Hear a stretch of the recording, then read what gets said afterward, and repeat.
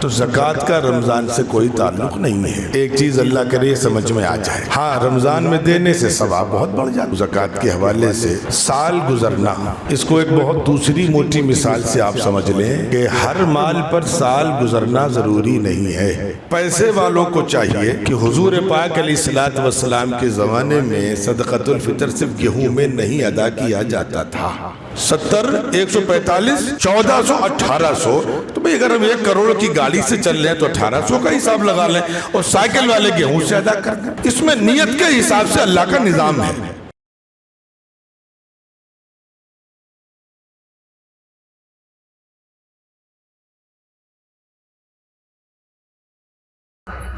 अल्हम्दुलिल्लाहि रब्बिल आलमीन वस्सलातु वस्सलामु अला सय्यिदिल मुरसलीन मुहम्मदिन व आलिहि व सहबिहि अजमईन व मन तबिअहुम बि इहसानिन इला यौमिद्दीन, अम्मा बाद।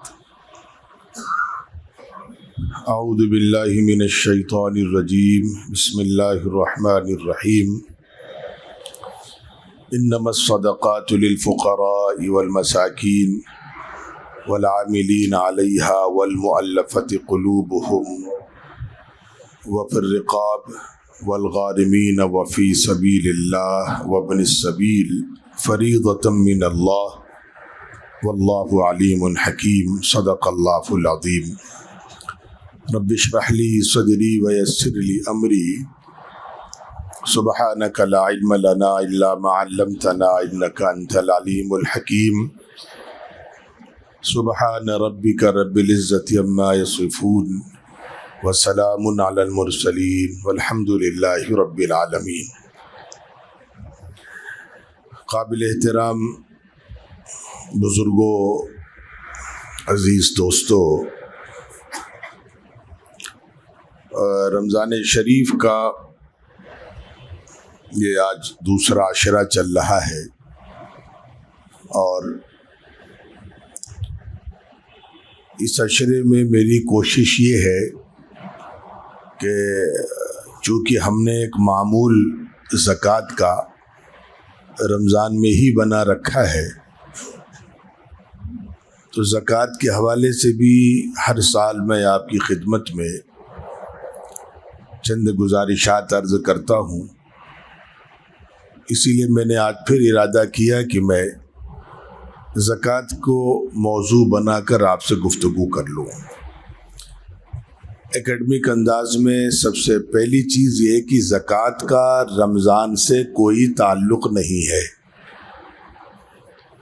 ये गलत फहमी नहीं रहनी चाहिए कि ज़कात रमज़ान में ही फ़र्ज़ होती है। ये अलग बात है कि रमज़ान शरीफ में चूँकि सवाब बहुत ज़्यादा मिलता है, इसलिए हम लोग रमज़ान में ज़कात निकालते हैं। लेकिन ज़कात का फ़र्ज़ियत का जो निज़ाम है वो मालदारी से है। उसकी एक मिसाल हम देंगे तो उससे इंशाअल्लाह बात बआसानी समझ में आ जाएगी। हम जिस रोज़ मालदार हुए, मान लीजिए कि मैं इस्लामी साल को सामने रखकर आपसे कहूँ कि रमज़ान से पहले शाबान गुज़रा, शाबान से पहले रजब गुज़रा। रजब ले लेते हैं मिसाल के लिए। रजब में एक बच्चा मालदार हो गया। कैसे मालदार हुआ वो समझिए, उस मिसाल से बात समझ में आएगी। एक बच्ची है, उसकी रजब में शादी हुई, अभी तक उसके पास कुछ भी नहीं था। अब जब शादी हुई तो उसको जेवर दिया गया, कुछ हो सकता हो कैश रकम भी दी गई हो। मान लीजिए जेवर उसको इतना दिया गया कि वो तकरीबन 7.5 तोला सोने के बराबर हो जाता है। अब ये बच्चा आज शरीयत की नज़र में मालदार हो गया रजब की पहली तारीख को। लेकिन इस बच्चे पर ज़रूरी है कि ये साल भर उसके पास ये माल रहे। जब साल भर उसके पास ये माल रहेगा तो अगले साल जैसे ही रजब आएगा उस पर ज़कात फ़र्ज़ हो जाएगी। उसके लिए अफजल ये है कि रजब की पहली तारीख को ही ज़कात का हिसाब लगा ले। पूरा दे सकता है उस वक़्त पूरा दे दे, पूरा नहीं दे सकता है तो टुकड़ों में दे सकता है, लेकिन जितनी जल्दी हो सके उतनी जल्दी ज़कात का निज़ाम बना करके वो हिसाब तय कर ले। अब वो अलग बात है कि उसने सोचा कि हमने ज़कात का हिसाब लगा लिया है कि मेरे ऊपर 25,000 रुपये ज़कात बनी, लेकिन अभी बज़ाहिर हमारे पास कोई ऐसा मुस्तहिक नहीं है कि जिसको बड़ी सख्त ज़रूरत हो, तो उसने घर वालों से बता दिया कि ये पैसे हमारे अलग रखे हैं, ये ज़कात के पैसे हैं, रमज़ान शरीफ में इसको इंशाअल्लाह हम फ़ला फ़ला को दे देंगे। ये है ज़कात की शक्ल। तो ज़कात का रमज़ान से कोई ताल्लुक़ नहीं है। एक चीज़ अल्लाह करे समझ में आ जाए, हाँ, रमज़ान में देने से सवाब बहुत बढ़ जाता है। अब मैं इस वक्त चूँकि मेरी आदत मसले मसाइल बयान करने की नहीं है, इसलिए मसले मसाइल में वो गहरे मसाइल नहीं बयान करूँगा जिससे कि आवाम में कन्फ्यूज़न पैदा हो, लेकिन एक दो बातें मोटी मोटी ज़रूर अर्ज़ कर दूँ ज़कात के हवाले से। साल गुज़रना, इसको एक बहुत दूसरी मोटी मिसाल से आप समझ लें कि हर माल पर साल गुज़रना ज़रूरी नहीं है, वरना आप ये हिसाब लगा ही नहीं पाएंगे कि मेरे पास कौन सा माल उस पर 250 दिन गुजरे, किस माल पर 280 दिन गुजरे, किस माल पर 300 दिन गुजरे, किस माल पर 365 दिन गुजरे। एक रजब को बच्चा जब हिसाब करने 1 साल के बाद बैठेगा, उसके पास चाहे 1 घंटे पहले कोई माल आया हो, उस पर भी उसको ज़कात देनी है। उसका साल भर मालदार रहना ज़रूरी है, हर माल पर साल गुज़रना ज़रूरी नहीं है। इसकी एक दूसरी दुनियावी मिसाल मैं दे दूं जिससे बात समझ में आएगी कि 31 मार्च को हमारा हिंदुस्तान का फाइनेंशियल ईयर कंप्लीट होता है। 31 मार्च को हम हिसाब लगाते हैं कि मेरे पास टोटल कितना कैपिटल है, कितना अमाउंट हमारे पास है, उस पर हमें गवर्नमेंट को इनकम टैक्स देना होता है। हो सकता हो 20 लाख रुपए 30 मार्च को ही हमारे पास आए हों, तो 30 लाख रुपए पर भी हमें इनकम टैक्स देना पड़ेगा। कोई पैसा हमारे पास 28 मार्च को आया होगा, कोई 5 मार्च को आया होगा, कोई फरवरी में आया होगा, कोई जनवरी में आया होगा। गवर्नमेंट को इससे मतलब नहीं है। गवर्नमेंट सिंपल सा फार्मूला बताती है कि 31 मार्च को आपके पास टोटल कितना पैसा था, आप उस पर इनकम टैक्स देंगे। इसीलिए जो लोग इनकम टैक्स से बचना चाहते हैं वो कभी कभी कहते हैं कि हम रजिस्ट्री करा लेंगे 2 अप्रैल में, 4 अप्रैल में, ताकि ये पैसा हमारा इस फाइनेंशियल ईयर में न काउंट किया जाए, वो अगले फाइनेंशियल ईयर में काउंट हो जाए। ये मेरी बात वो समझ गए जो इनकम टैक्स देते रहते हैं। तो जिस तरह इनकम टैक्स में आपको अगर 1 दिन पहले भी आपके पास कोई पैसा आ गया तो आपको उस पर इनकम टैक्स देना है, ऐसे ही इस्लाम का निज़ाम ये है कि आपके पास अगर 1 रजब को उस बच्ची के पास अगर कहीं से 5 लाख रुपए भी आ गए जिस पर 1 घंटा गुजरा होगा, उस पर भी उसे ज़कात देनी होगी। ये मैंने मोटे मोटे मसले इसलिए रखने शुरू कर दिए कि ज़कात की अहमियत है, फ़र्ज़ियत है, इफ़ादियत, उस पर इंशाअल्लाह भी आगे हम बातें लेंगे। अब एक बात यहाँ पर मैं और कर दूँ, मार्च की बात आई तो वो बात भी वाज़ेह करना ज़रूरी है। मार्च का जो निज़ाम है वो अंग्रेज़ी साल उसे कह लीजिए, ज़कात का ताल्लुक़ अंग्रेज़ी साल से नहीं है। ज़कात हर साल उस बच्चे पर 1 रजब को फ़र्ज़ हो जाएगी। ज़कात का ताल्लुक़ चलता है इस्लामी साल से।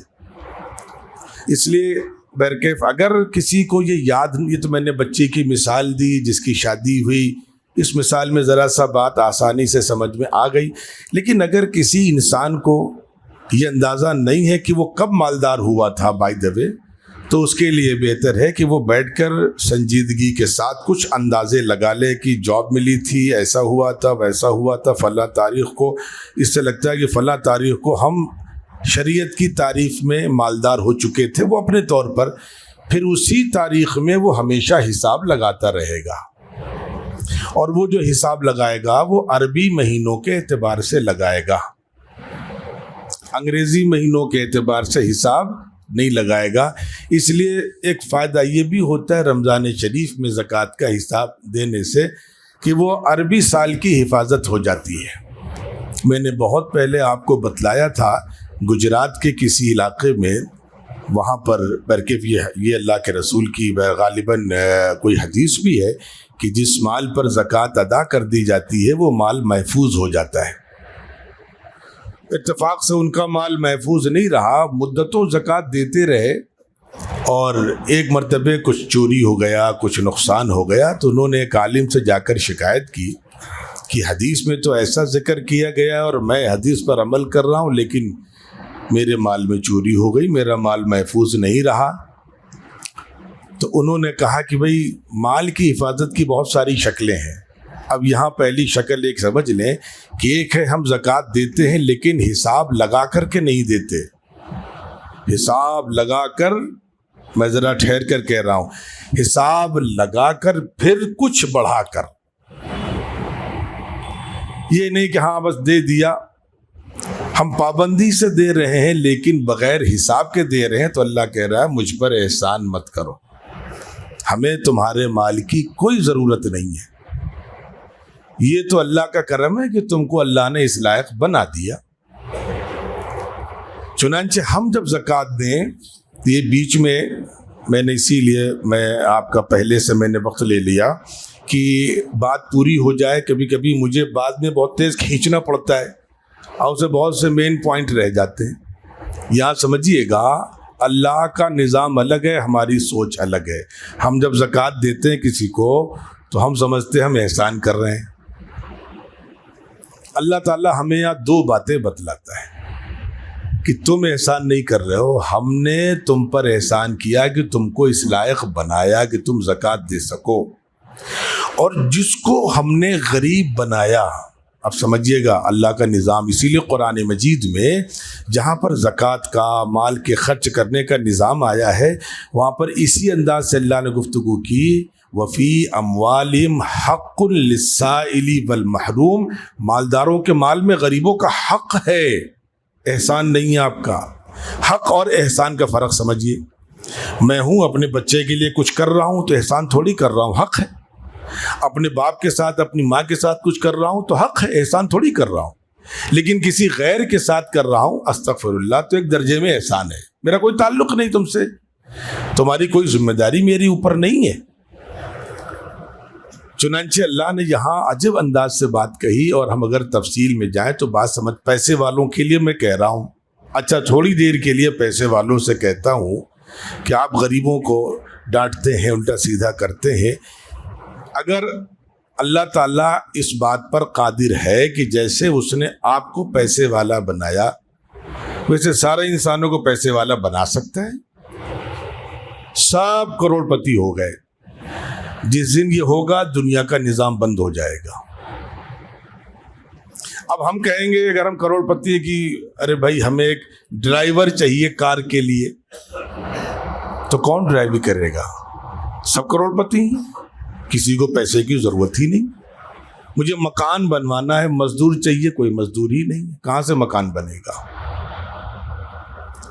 मेरे घर में झाड़ू लगाने के लिए एक नौकरानी चाहिए, कोई है ही नहीं, सभी पैसे वाले हैं। तो ये अल्लाह ताला कह रहे हैं कि हमारे तुम पर दो एहसान हैं कि एक तो तुमको पैसे वाला बनाया, दूसरे तुम्हारे खिदमत के लिए हमने कुछ लोगों को इस अंदाज से समाज में तैयार किया कि वो तुम्हारा काम भी उनके ज़रिए से आसान हो। तो गरीब गोया कि हमारा मुआविन है कि उसके ज़रिए से हमारे बहुत से काम आसानी से हो जाते हैं, वरना हमें ही घर में झाड़ू लगानी पड़ेगी, हमें ही पोछा लगाना पड़ेगा, हमें अपने कपड़े धुलने, कोई नौकरी नहीं करेगा हमारे यहाँ करके, सब पैसे वाले हैं। तो ये याद रखिएगा, हम जब किसी को पैसा देते हैं तो हम उस पर एहसान नहीं करते, वो हम पर एहसान करता है कि बरकैफ अल्लाह का एक निज़ाम है कि अल्लाह ने हमको इज़्ज़त अता फरमाई और उसके ज़रिए से अल्लाह ने हमारे बहुत से काम बना दिए। तो ये तो पहली गलतफहमी आप ज़रा सा जहन से निकाल दीजिए। अब यहाँ पर वो बात आ जाए कि रमज़ान शरीफ में हमें हर साल अगर इस्लामी साल के एतबार से हम निज़ाम नहीं बना पाए तो रमज़ान का ही निज़ाम बना लें। अब वो जो बात मैंने कही थी जिनका माल महफूज नहीं रहा, तो उन्होंने जब मौलाना से जा कर के कहा तो मौलाना ने यही बतलाया कि हो सकता हो आप ज़कात देते हों लेकिन नंबर 1 हिसाब लगा कर नहीं देते होंगे, नंबर 2 ज़कात देते होंगे तो उसको बर्बाद कर देते होंगे, एहसान जतलाते होंगे, दिखलाकर गिनवा करके रियाकारी के साथ देते होंगे।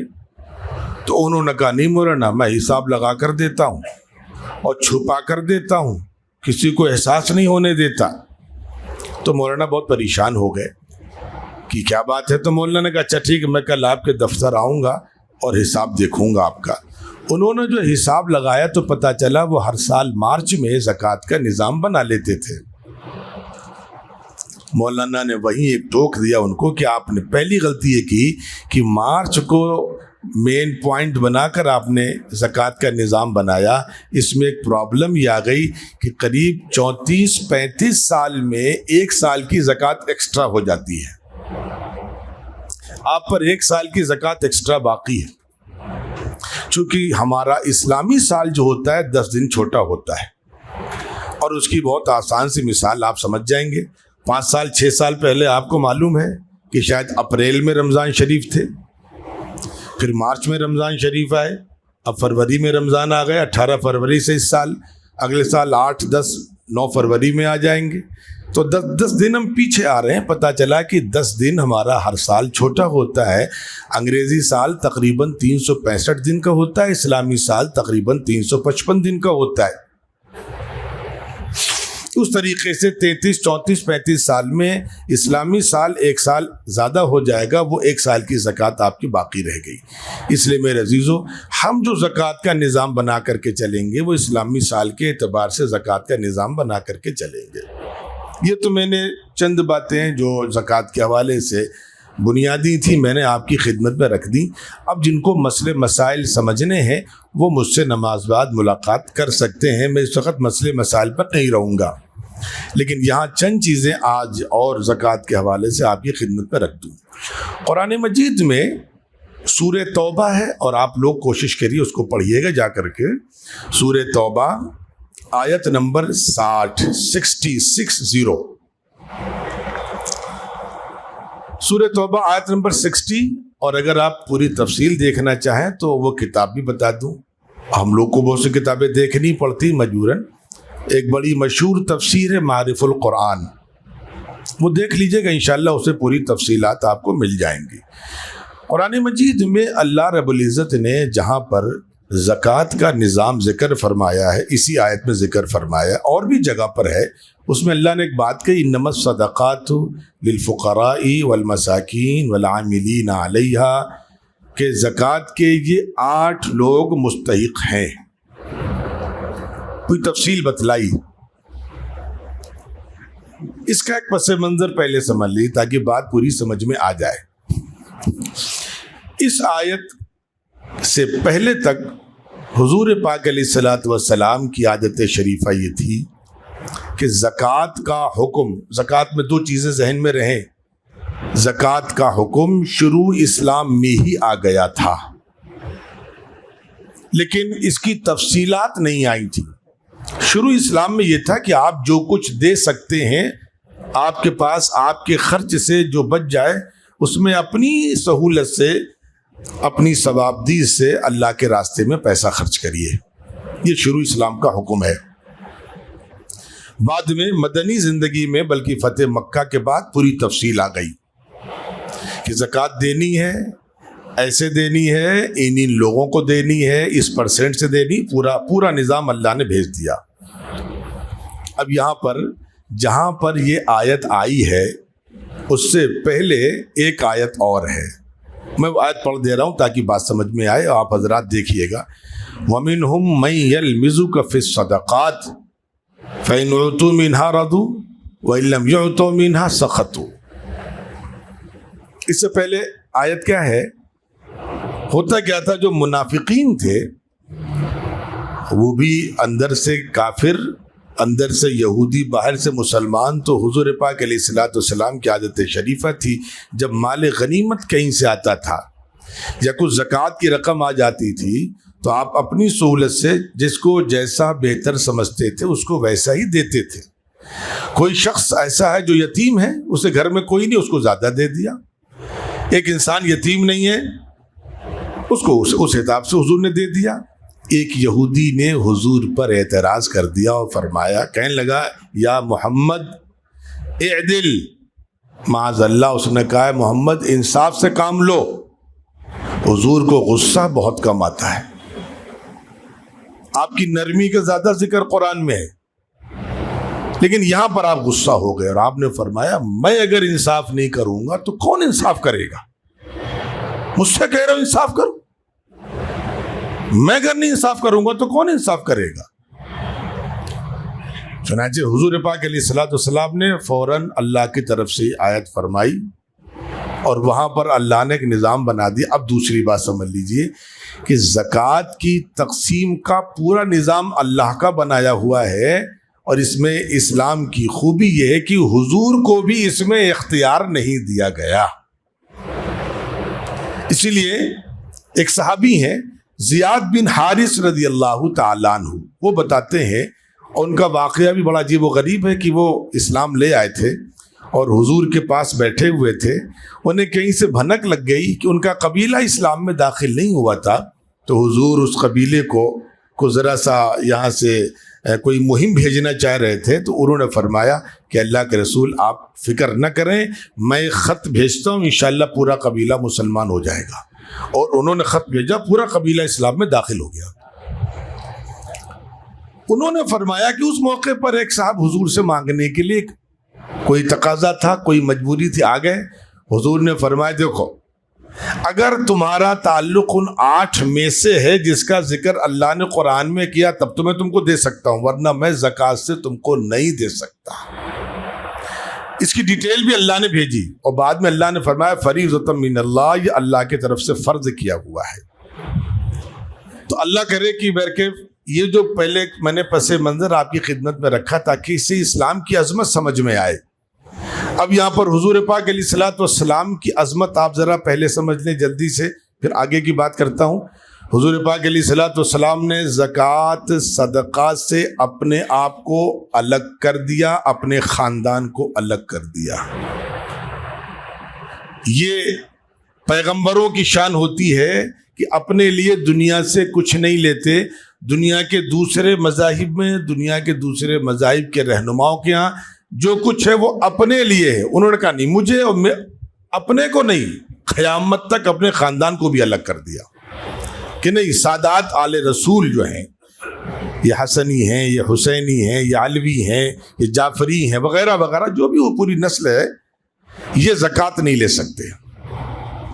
एक तो इम्तियाजी शान हुजूर पाक अपने आप को भी अलग कर दिया और अपने आने वाली नस्लों को क़यामत तक के लिए उससे महरूम कर दिया कि नहीं ज़कात, ताकि कभी कोई क़यामत तक ये इल्ज़ाम न लगा सके कि ये तो अपने ख़ानदान का, अपनी औलादों का इंतज़ाम करके गए। एक अजीम सिफत। और यही आपको पता चलेगा कि दुनिया की जो दूसरी कौमें, उनके जो रहबरान हैं, वो सब कुछ पहले अपने लिए। और दूसरा, ज़कात का मामला इतना नाजुक है कि अल्लाह ताला ने हुजूर सल्लल्लाहु अलैहि वसल्लम को इसमें कोई इजाज़त नहीं दी। आपको फरमाया कि इसके अलावा जो रकम है उसमें आप जो चाहे करें, लेकिन ज़कात तो वैसे ही तकसीम होगी जैसे अल्लाह ने सिस्टम बना दिया है। अब मैं यहाँ पर एक चीज़ बता दूँ, ज़कात का मकसद क्या है, पहले वो आ जाए, फिर इंशाअल्लाह हम सिस्टम आपके सामने बाद में रखेंगे। ज़कात का मकसद ये है कि समाज से गुर्बत का खात्मा हो। लेकिन हम देख रहे हैं कि समाज से गुर्बत का खात्मा नहीं हो पा रहा है। दुनिया में सिर्फ इस्लाम, मैं पूरी ईमानदारी से कह रहा हूँ, इस्लाम यानी अल्लाह ताला का दिया हुआ निज़ाम। इस्लाम का मतलब हो गया आदम अलैहिस्सलाम, इस्लाम का मतलब हो गया इब्राहिम अलैहिस्सलाम, इस्लाम का मतलब हो गया मूसा अलैहिस्सलाम, ईसा अलैहिस्सलाम, हुजूर पाक अलैहिस्सलाम, ये सब इस्लाम के ही पैगंबर हैं। इस्लाम चूँकि अल्लाह का बनाया हुआ निज़ाम है, इसलिए इस्लाम ने, अल्लाह ने ऐसे कवानीन बनाए जिसमें सबका भला हो, अमीर का भी गरीब का भी। लेकिन जो कवानीन दुनिया में लोगों ने बनाए, वो दुनिया में कवानीन ऐसे बनाए कि अमीर अमीर होता रहे, गरीब गरीब होता रहे। दुनिया में किसी मुल्क के पास कोई ऐसा निज़ाम नहीं है जिसमें कोई ये दावा कर सके कि इसके ज़रिए से हमारी कोशिश ये है कि गुर्बत का खात्मा हो जाए। गरीब को अनाज फ्री में दे दो, ये गुर्बत के खात्मे की मेहनत नहीं है। गरीब फिर भी गरीब रहेगा, उसको अनाज फ्री में मिल जाएगा, फिर भी गरीब रहेगा। इस्लाम ऐसा नहीं करता, बल्कि इस्लाम तो इस अंदाज से मदद करता है कि गरीबी ख़त्म हो जाए। फ्री वाला काम नहीं होना चाहिए हमारे पास। मैं वो अगले हफ्ते शायद बात रख पाऊँ, लेकिन अभी जल्दी से रख दूँ। हुजूर पाक अलैहिस्सलाम के पास एक सहाबी आया कोई ज़रूरत ले करके। देखिए इस्लाम की तालीम क्या है। कहा अल्लाह के रसूल ये परेशानी है। हुजूर ने फरमाया तुम्हारे पास कुछ है? कहा लिया आओ। मंगवा लिया, जो था उसको बिकवा दिया। आपने ये भी तो आप कर सकते थे, वहां बहुत से अमीर सहाबा थे, किसी से कहते भाई इनको कुछ दे दो। आपने ये निज़ाम नहीं बनाया, उसे मंगवा लिया, सब कुछ मंगवा कर उसको बिकवाया। गालिबन 2 दिरहम 2 दीनार में चीज बिकी। का 1 दिरहम से अपने घर का सामान ले जाओ और 1 दिरहम से जाओ कुल्हाड़ी खरीदो, जंगल जाओ, लकड़ियां काटो, खाद करके बाजार जाओ, बेचो, अपना पैसा कमाओ। और बाद में एक जुमला कहा, और मुझे अच्छा लगेगा अगर तुम 15 दिन मुझे नजर ना हो। एक है हुजूर की सोहबत में रह करके आपका दीदार, आपकी सोहबत में रहकर ईमान की मजबूती, लेकिन इस मौके पर हुजूर पाक अलैहिस्सलाम नसीहत फरमा रहे हैं कि अब तुम 15 दिन जाकर जमकर मेहनत करो। तो इस्लाम गरीबों को फ्री में बांटने के लिए नहीं आया। आप, मैंने बताया ना कि इस वाक़े में आप चाहते तो कहते भाई कौन मदद करेगा, इन वहां 50 साहबा खड़े हो जाते, मैं दे रहा हूं। ये भी नहीं किया, जो है वो बिकवा दिया पहले। तो इस्लाम का मकसद ये है कि एक ऐसा सिस्टम डिजाइन किया जाए जिससे समाज से गरीबी खत्म हो जाए। यहां पर बीच में मैं 2 मिनट आपका और लूंगा, फिर आगे आ जाऊंगा। अब एक फर्क समझ लीजिए, इस्लाम की अजमत समझिए आहिस्ता आहिस्ता। दुनिया में जितने मज़ाहिब हैं, हर मज़हब में गरीबों की, बीमारों की, परेशान हालों की खिदमत की फजीलतें हैं, लेकिन उसमें इस्लाम में फ़र्क क्या है? फ़र्क यह है कि इस्लाम ने सिस्टम दिया है, वहाँ उनके रहमो करम पर है, दें न दें। इस्लाम ने कहा नहीं, देना पड़ेगा।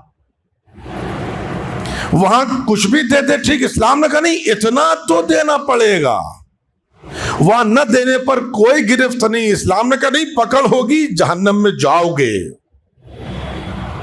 वहां न देने पर कोई हुकूमत की तरफ से सरजनिश नहीं, या न देने पर हुकूमत कोड़े लगवाएगी, जबरदस्ती लेगी। ये फर्क है इस्लाम में गैर इस्लाम में। और जब इस तरीके से निजाम चलेगा तो समाज से गुर्बत का खात्मा होगा।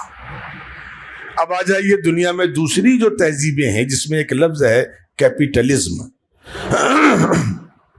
कैपिटलिज्म का मतलब ही ये होता है कि समाज को बस गरीबी पर रखो, जीने दो, बस जैसे कि कीड़े मकोड़े जीते, बस वो जिंदगी जीते रहें, खुश रहें, ऊपर की ना सोचें, आगे बढ़ने का ख्वाब ना देखें, और हमारी खिदमत के लिए फ्री के नौकर चाकर मजदूर हमेशा मुहैया रहें।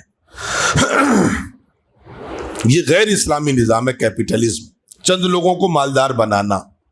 इसको मैं 1 मिनट ज़रा वाज़े कर दूं ताकि जो मुझे आगे बात कहनी बात समझ में आ जाए। कैपिटलिज्म में कभी कभी इसलिए हुकूमतें कैपिटलिज्म को आगे बढ़ाती हैं कि उसमें हुकूमत को फ़ायदा होता है। मिसाल के तौर पर 100 लोगों के पास 1-1 लाख रुपया है, इससे हुकूमत को क्या फ़ायदा? कुछ भी फायदा नहीं मिला। लेकिन अगर एक आदमी के पास 1 करोड़ रुपया है, वही 1 करोड़ रुपया एक आदमी के पास है, वही 1 करोड़ रुपया 100 लोगों के पास है, रुपया उतना ही है। लेकिन जब एक आदमी के पास 1 करोड़ रुपया आ गया तो उससे हुकूमत का फायदा हुआ। हुकूमत को उस पर 30% टैक्स मिला, 30 लाख रुपए हुकूमत को मिल गए। लेकिन अगर ये रकम 100 लोगों में बांट दी गई, हुकूमत को कुछ नहीं मिला। तो हुकूमत जब कैपिटलिज्म को बढ़ावा देती है तो उससे हुकूमत मजबूत होती है, पब्लिक गरीब हो जाती है। इस्लाम कहता है कि नहीं, अवाम मालदार होनी चाहिए। ज़कात का निज़ाम रोटेशनल है, हर एक को मौका मिलना चाहिए। आज गरीब है वो आगे बढ़े, तरक्की करे, और इसीलिए अल्लाह का शुक्र एहसान है कि जहाँ जहाँ ज़कात के निज़ाम को इस्लामी निज़ाम के मुताबिक नाफिज किया गया, अल्लाह का शुक्र है वहाँ उस इलाके से गुर्बत का खात्मा हो गया। अब मैं वो तफसीलात अभी मुझे लग रहा मौका नहीं मिलेगा, अगले जुमे में रखूँगा इंशाअल्लाह। लेकिन यहाँ बीच में एक बात अर्ज़ कर दूँ, इसीलिए हिंदुस्तान में मैं नाम लेकर वो बात अर्ज़ कर दूँ कि शरीयत का निज़ाम ये है कि जो एक इंसान की बेसिक नीड्स हैं, दवा, रिहाइश, इलाज, तालीम, ये हर शहरी का बुनियादी हक है। हुकूमत की जिम्मेदारी है कि हर शहरी की इन बुनियादी ज़रूरतों को पूरा करे। अब आप सूरत हाल समझिए, इसीलिए इस सूरत हाल को देखते हुए हज़रत मौलाना खालिद सैफुल्लाह साहब, जो हिंदुस्तान के बहुत बड़े आलिम भी हैं, नाम लेकर इसलिए बतला रहा हूँ ताकि चीज़ें समझ में आएँ, और all India Muslim personal law board के प्रेसिडेंट भी हैं, और जो फ़िक़्ह यानी मसले मसाइल की जो नई नई चीज़ें हैं उस पर उनकी जितनी गहरी नज़र है, हिंदुस्तान में शायद कम उलमा की उतनी गहरी नज़र है। इसीलिए अभी तक, कुछ दिनों पहले तक, अगर आप किसी मुफ्ती के पास जाते थे, अब ये मैं ठहर के इसलिए कह रहा हूँ कि मसले की बात आ रही है, किसी मुफ्ती के पास जाते थे तो मुफ्ती साहब फतवा देते थे कि हेल्थ इंश्योरेंस जायज़ नहीं है। लेकिन इन हालात में, जब ऐसे हालात पैदा हो गए हैं, तो हम हज़रत मौलाना खालिद सैफुल्लाह साहब, नाम लेकर बताना इसलिए ज़रूरी ताकि आप बैठ जाएं। आप देर से आते हैं तो वहीं बैठ जाया करिए, पूरा मजमा डिस्टर्ब होता है। मैंने कई बार समझाया इस सिलसिले में कि अगर आप देर से आए हैं तो जहाँ जगह मिले वहीं बैठें, इसमें सख्त गुनाह है। हुजूर पाक अलैहिस्सलातु वस्सलाम बहुत नाराज होते थे। खैर, अब आ जाइए मसला अपना समझिए। मौलाना खालिद सैफुल्लाह साहब ने इसीलिए इन हालात में, अब जब हालात बदल गए, कैपिटलिज्म आ गया तकरीबन इस मुल्क में, प्राइवेट सेक्टर को ज़्यादा फ़रोग दिया जाने लगा, ज़्यादा तरक्की दी जाने लगी, तो इन हालात में मौलाना खालिद सैफुल्लाह साहब ने बाज़ाब्ता फतवा दिया कि जब तक इस किस्म के हालात यहाँ पर हैं, उन हालात में मुसलमानों के लिए हेल्थ इंश्योरेंस की इजाज़त है, इन हालात में। और ये फतवा उनका मौजूद है। इसलिए हुकूमत की जो जिम्मेदारी हुकूमत पूरी नहीं कर रही है और प्राइवेट सेक्टर को बढ़ावा दिया जा रहा है, तो गरीब आदमी कहाँ जाएगा? तो हुकूमत जब इस्लाम की है तो वहाँ सारा निज़ाम फ्री है। इसीलिए जो लोग हज करने गए हैं, उम्रा करने गए हैं, जो लोग उन ममालिक में रहते हैं, वो जानते हैं कि वहाँ सरकारी अस्पताल ही का तस्वुर होता है, प्राइवेट अस्पतालों का तस्वुर वहाँ ना के बराबर होता है।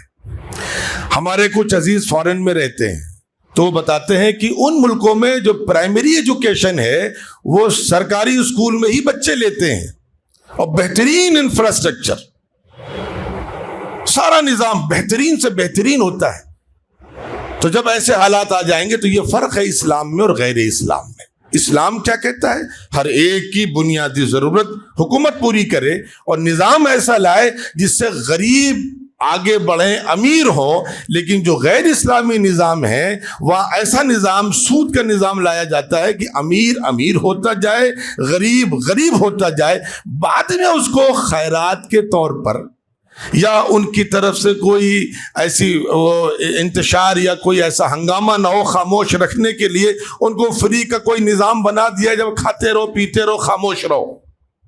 इस्लाम इसका मुखालिफ है, जो मैंने पहले एक वाक़या आपकी खिदमत में पेश किया। इसलिए मेरे अजीज़ों, ये तो मैंने चंद बुनियादी चीज़ें आपके सामने ज़कात के हवाले से आज रखी। इसमें बहुत सारी वो चीज़ें अभी बैरगेफ अभी रह गई हैं जो मैं आपकी खिदमत में अर्ज़ करने के लिए लेकर के हाजिर हुआ था। इंशाअल्लाह वो मैं कोशिश करूँगा अगले जुमे को इंशाअल्लाह वो आपकी खिदमत में रख दूँ। लेकिन फ़िलहाल एक चीज़ आपकी खिदमत और अर्ज़ कर दूँ जल्दी से। सदक़तुल फ़ितर की रकम का ऐलान हुआ था यहाँ पर, और हम लोग की बड़ी ख़राब आदत है कि हम वो हमेशा गेहूं के ही सिस्टम से सदक़तुल फ़ितर अदा करते हैं। हालांकि पैसे वालों को चाहिए कि हुजूर पाक अलैहिस्सलातु वस्सलाम के ज़माने में सदक़तुल फ़ितर सिर्फ गेहूं में नहीं अदा किया जाता था। किस में अदा किया जाता था? खजूर में अदा किया जाता था, किशमिश में अदा किया जाता था, जौ में अदा किया जाता था, गेहूं में अदा किया जाता था। इसलिए कि उस दौर में पैसे कम होते थे, ये अशिया ज़्यादा होती थी, खजूर होती थी, किशमिश होती थी, जौ होती थी और गेहूं भी होता था। आज हमने क्या किया कि दीन के मामले में गेहूं को पकड़ लिया, किशमिश को भूल गए, खजूर को भूल गए, जौ को भूल गए। तो गरीब लोग तो सदक़तुल फ़ितर ठीक गेहूं से अदा कर देंगे, जो 70 रुपए की आपको पिछले जुमे को उसकी मिक़दार का ऐलान हुआ था। लेकिन किशमिश से अगर अदा करना है, किशमिश में, तो एक आदमी का जो सदक़तुल फ़ितर होगा वो 1800 रुपये होगा। खजूर में अदा करना है तो वो 1400 रुपये होगा एक आदमी का। कहाँ 70 रुपये, कहाँ 1800 रुपये, कहाँ 70 रुपये, कहाँ 1400 रुपये। जौ में अदा करना है तो 145 रुपये का होगा, और गेहूं में अदा करना है तो 70 रुपये। 70, 145, 1400, 1800। तो भाई अगर हम 1 करोड़ की गाड़ी से चल रहे हैं तो 1800 का हिसाब लगा लें, और साइकिल वाले गेहूं से अदा कर दें। इसमें नियत के हिसाब से अल्लाह का निज़ाम है। और यहां हम देखते क्या है, करोड़ वाले भी 70 रुपये की रसीद कटवा रहे हैं। तो अल्लाह करे कि बरकत हम इसमें फराख दिली का सबूत देते हुए जो अच्छी चीज़ है उसको सामने रखकर अमल करने वाले बने। वस्सलामु अलैकुम वरहमतुल्लाहि वबरकातुहू।